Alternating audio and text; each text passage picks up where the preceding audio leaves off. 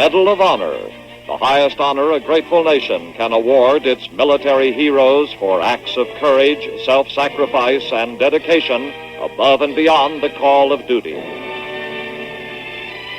The history of America's survival is written in the blood of its fighting people whose devotion knew no limits. For the past 50 years, fighting men who wore the silver wings came from all over America when their country called. They learned to fly, they learned to fight, and they never flinched from facing combat. Some lived through 2 world wars. Many paid the full price. This is their story.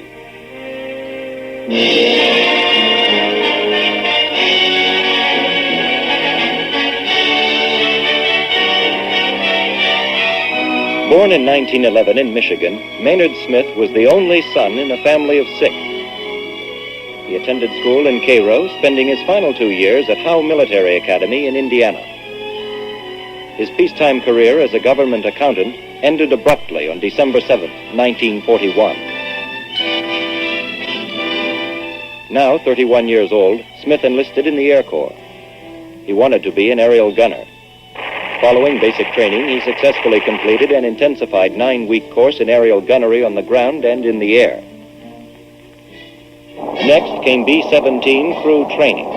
Smith's specialty was the ball turret, perhaps the most vulnerable spot in the aircraft, designed for one purpose only: heavy, concentrated fire at attacking fighters.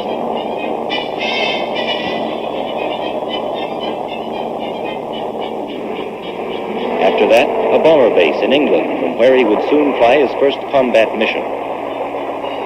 The target was one of the most strongly defended on the continent, the Nazi U-boat bases on the northern coast of France.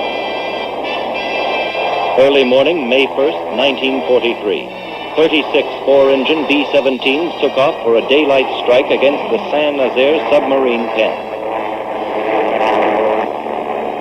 The battle over Saint-Nazaire is a classic example of the savagery with which the air war over Europe was fought. Within minutes after bombs away, Smith's plane was severely damaged by fire from anti-aircraft guns and enemy fighters.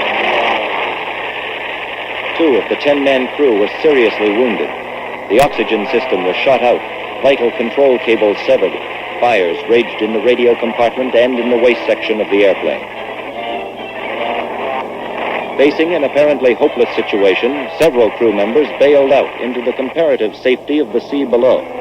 But not Smith. He began to fight the fire by himself, then administered first aid to the wounded tail gunner.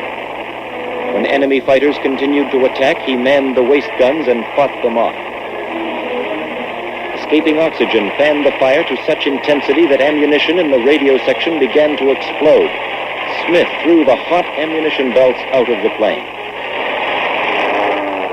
Then, wrapping himself in protective cloth, he completely extinguished the fire.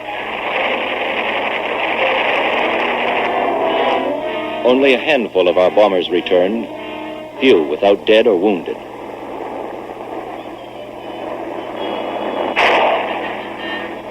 One of those returning was the severely damaged B-17 carrying Smith, its remaining engines barely functioning.